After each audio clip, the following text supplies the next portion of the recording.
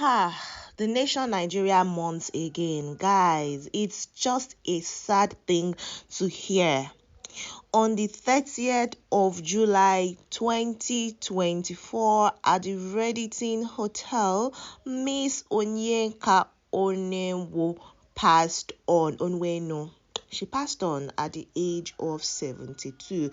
What happened? She slumped while she was performing at the 80th birthday celebration of the CEO and founder of Emzo Pharmaceuticals, Mrs. Stella Okoli. That was on Tuesday, the 30th of July 2024. According to eyewitnesses, they said that after performing, she slumped. She was then taken to the Redington Hospital and she couldn't make it. Wait, she couldn't make it. Was it that she got to the hospital first and then sadly passed on? Or she got there and she was declared, DOA, dead on arrival? Was that what happened? If you know that part, you can enlighten us on that. But yes, the nation is in mourning. Somebody even said, what is happening these days? First, it was Ifeanyi Uba, right? Then Iwu Anyanwu. Now Onyeka Ombu. Oh, what's happening? What's happening? What's happening? That's what somebody is asking. It's just like we are seeing the death of so many well-loved persons over and over and over again. But let's talk about Madam Onyeka. This woman in her lifetime did many things. She was a political appointee. She was a veteran singer, songwriter. She was an actress, among other things, and even an activist. Yes, she did so many things, and I love that while she was here, people treated her with that respect. She was even dubbed the Elegant Stallion by the Nigerian press. She was a former chairperson of the Imo State Council for Arts and Culture. In 2013, this woman, who was born on the 31st of January 1952, was appointed the executive director, the chief executive officer of the National Center for Women Development. This woman schooled at Wellesley College. She went to the Massachusetts, university. She got a BA there. She attended the New School for Social Research at New York, where she got an MA. This woman was a lot of things, and this woman knew how to keep the private things about her very private. Let's talk about her early life, though. She hails from a very small town in Imo State, the southern part of Nigeria, the southeastern part of Nigeria, but she was raised in Port Harcourt, the capital city of Rivers State, Nigeria. She is the youngest daughter of Nigerian educationist and politician D.K. Onwenu, who died when she was just 4 years old in an auto crash a week before his appointment as Minister for Education, leaving his widow Hope to raise 5 children alone after her husband's family denied her access to his property.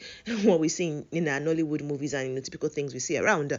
For her education, this woman possesses a BA in, it's hard to refer to her in the past tense because she was a very instrumental part in my formative years. When I mean that, I mean my mom adores her 110%. Telling a personal story now, adores her 110%, and so she listens to our musics and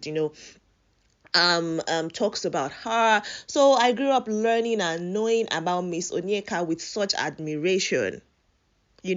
She possessed the BA in International Relations and Communication from Wellesley College, Massachusetts, and an MA in Media Studies from the New School for Social Research in New York. She worked for the United Nations as a tour guide before returning to Nigeria in 1980 to complete a mandatory 1-year National Youth Service Corps with the Nigerian Television Authority, NTA, in Lagos, Nigeria. So while she was an NTA employee, she made an impact as a newsreader and reporter.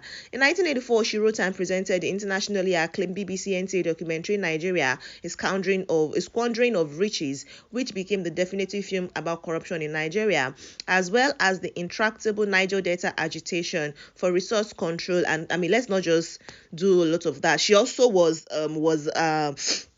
She also worked as a TV presenter, hosting the shows Contact in 1988 and Who's On in 1993, both on NTA. Now, as a musician, she originally was a secular artist, but she transitioned into gospel music in the 90s, and most of her songs are self-penned. She continued to write. So, I mean, she wrote songs that talked about issues such as health, HIV/AIDS. She spoke about peace and mutual coexistence. She spoke about respect for women's rights, the plight of children.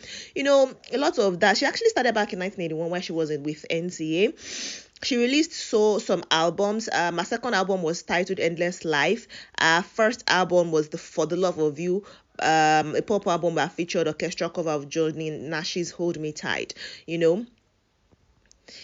Her first album. Yeah.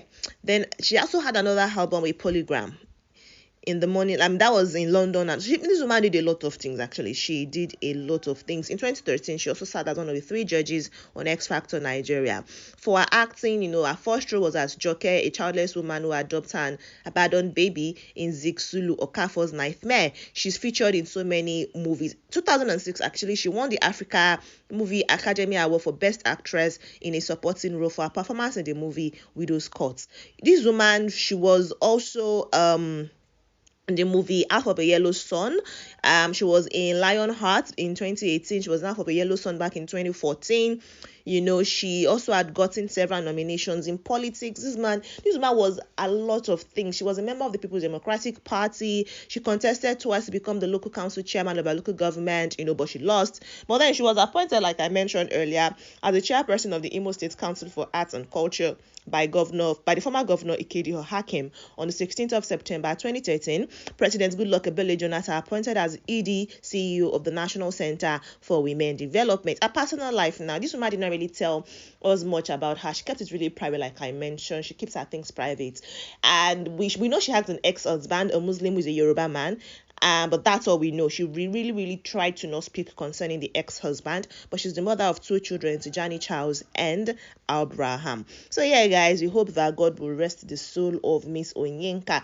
And I don't know, do you think that Madam Stella's continued birthday celebration will be marred by these sad incidents? Because like in the following year, it's going to be the anniversary of Onyeka's death, and it's also going to be Madam Stella's 81st birthday. God continue to preserve her soul. What do you think concerning that? I would like to hear from, because our birthday celebration is one that had this year's one. Actually, it's one with a lot of funfair and different situations happening, different occasions, different events to mark her 80th, which is a very she's lived a very good life, right? So it's something worth celebration for weeks on end even. How do you think that's going to go? I would like to hear your thoughts on that in the comment section. Of course, drop your condolences, and when our family says anything, we'll definitely let you hear about it. Anyways, guys, thank you so much for watching this one, and when you see in the next one, subscribe, like and share. Subscribe to this channel, like and share this video. Bye.